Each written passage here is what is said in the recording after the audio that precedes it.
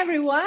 Welcome. I'm extremely happy to be here to present to you. I'm Nadine Bienefeld from ETH Zurich, and we will share with you the latest findings on our study, Shall I Trust Him?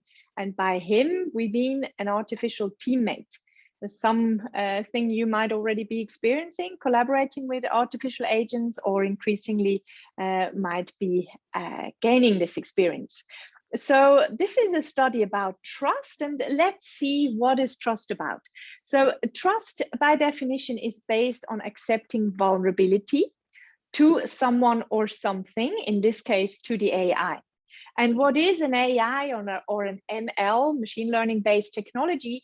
They have three key components or capabilities. They are agentic, smart, increasingly intelligent, and opaque, meaning that they are either too complex to understand or intransparent, black box. Not even the programmers themselves know how the models really come up with the decisions that they initiate by themselves.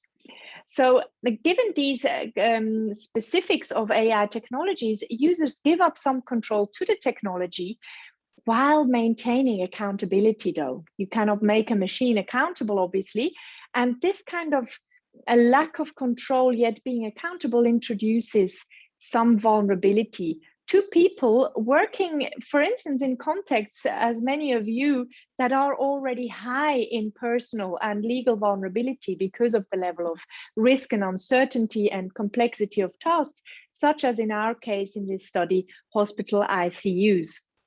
In our study, we looked at a specific technology, a smart ventilator, automating the task of mechanical ventilation and weaning. And as this nurse here nicely puts it, it's quite a challenge to be responsible for something, for an algorithm that you can't actually control and do not understand. So in this study, we unpacked that phenomenon of how people experience that increased vulnerability. And we did so in an ethnographic 2-year study in 6 ICUs, including 70 interviews with physicians and nurses of various stages in their career, then 250 hours of observation on these wards and an analysis of archival data.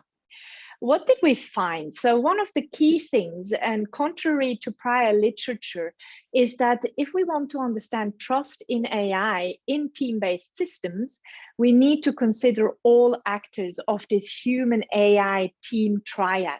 So not just the technology, it doesn't just depend on the capabilities, the reliability and the performance of the AI, but as much as on the focal actor and the focal actor's co-workers. So the users of the technology actually make an assessment of who is capable to do what in a domain-specific expertise kind of task environment. As this nurse here said, I not only have to have trust in the machine, but also in myself. Can I do the task better? Can the machine maybe do it better?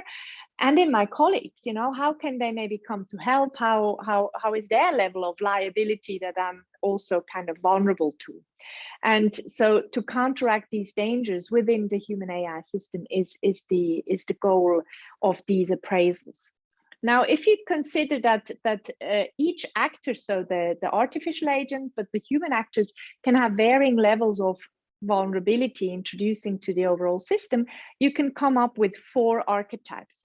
AI seen as a hero, AI seen as a threat, as a hedge threat, or as a partner. Let's unpack this and look at each one. The first one, AI as a hero. Here, AI is really seen as the savior, having a higher capability, for instance, as like a first-year resident, not having ever dealt with mechanical ventilation before, needing to learn everything by scratch, and also not wanting to rely too much on more experienced co-workers. So the AI kind of does the job for him or her. On the other hand, AI is seen as a threat. If in this case, both the focal actor and the co-workers see that they're not very experienced in performing this task, but nor do they believe the AI can do it adequately by itself, then it is just perceived as a threat that cannot be counterbalanced. However, if at least one human actor, be it the focal actor or the co-workers, can counteract that risk coming from the AI, then we talk about a hedge threat. You can control and contain it. And here you see a statement that illustrates that nicely, right? I can know what can go wrong, so I kind of steer and control in that interaction with the technology. Ultimately, AI is seen as a partner. There we have low vulnerability because every single actor in the human AI team is seen as being capable of performing the task more or less equally well. Then you can really partner up with the technology, maybe outsource some tasks, still be in charge and monitor, but benefit from the efficiency and efficacy gains. However, the story doesn't end there. If you consider that in a team of maybe 2-3 human actors working with the technology, each one of them has a different appraisal, right, of the overall vulnerability. So some might see AI as a hero, others as a threat, and so on. So the different kind of perceptions are being brought to the table when it comes to deciding whether to use the technology or not. It's not based on just one individual's perception and decision. So these people then negotiate the vulnerability. You can do that either by mitigating the vulnerability, so reducing the vulnerability through teaching and learning, to find a common ground. And as this physician here says, it's about building trust, not just about tech training. You have to really show them what works, what are the dangers, how can you counteract that? And then the other strategy in the vulnerability negotiations that we observed, however, is a clear hierarchical kind of command and control, imposing vulnerability by just saying, look, you have to use it. It's the default, the default mode. And then people lower down in the hierarchy either concede because they just say, okay, that's the hierarchical demand, and I will do it, even though I don't feel good about it, or I push back, like speak up and try to find a better solution within this team. So if you consider that we have, like, on the one hand side here, if you see that model, we have the appraisals that differ in various actors within the human AI team. So people see it as hero, threat, hedge threat, or partner. How then this appraisal kind of is negotiated within the team, you see here in the center of this circular model, and then yet influences the actual use behavior at the bedside. So we call this human to AI delegation modes, which are influenced again by the vulnerability negotiations, by the outcome of what the people come to conclude and agree on how to interact with the technology.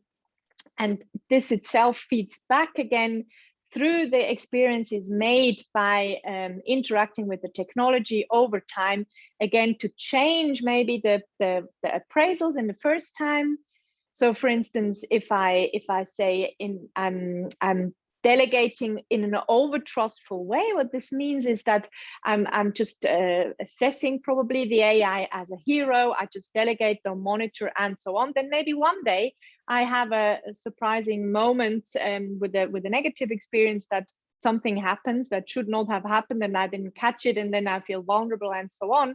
So that then might impact my vulnerability assessment as well as my negotiation grounds.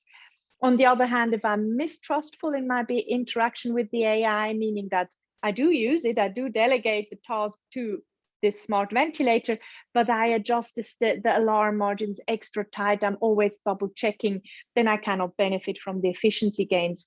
Hence, I don't really see any improvement. I don't see any benefit in interacting with it. Some people also might then just say, no, I don't delegate it, I don't use it, switch to manual mode as soon as I can. Or the last delegation mode that we observed is heedful delegation, meaning that it's really kind of a give and take. I kind of have a balanced trust towards the technology. I'm still having an eye on it, but letting it kind of figure out some automated processes by itself. So as you can see here, this is the summary of our key findings. There's many more. I could talk an hour about that, but in the interest of time, I would like to just wrap up and give you 4 or 3 key takeaways. What does this mean in practice? So first of all, when you introduce a new technology in your team, in your ward, whatever, consider the social team dynamics in AI adoption and use. It's not just about the technology and whether people like it or not. It's this complex kind of, dynamic interaction of all actors involved in the technology or human AI team. Then mitigate rather than impose vulnerability, because if you just impose kind of the vulnerability by telling people to use it even though they don't trust it, that will reflect in their behavior. So they will be probably showing mistrustful behaviors, which are then not leading to the promised efficiency and efficacy gains. Also, ultimately, and you see that in this graph here, calibrated trust is the way to go, right? It shouldn't be over trust, it shouldn't be under trust, because both have negative outcomes. So try to calibrate the trust through a negotiated adequate appraisal, let's say, have as much information about the technology to assess its capabilities, and then talk about how you can counteract with your own human expertise. Because then if you ultimately have establish a calibrated trust towards the AI agent, plus you delegate heedfully in that you really truly partner up with the technology, you can preserve the human expertise also mid to long term. Otherwise, be aware of a de-skilling effect mid to long term. Young residents and nurses might not even build up the kind of necessary knowledge to also perceive the dangers, and that can be critical. And also, if you have that balanced trust and the heedful delegation, you can really make the best use of the promised efficacy and efficiency gains by the AI. And with that, I close my presentations. I'm very much looking forward to your questions and comments and what do you think about it. Here you have my contact details, and I thank you very much for your attention.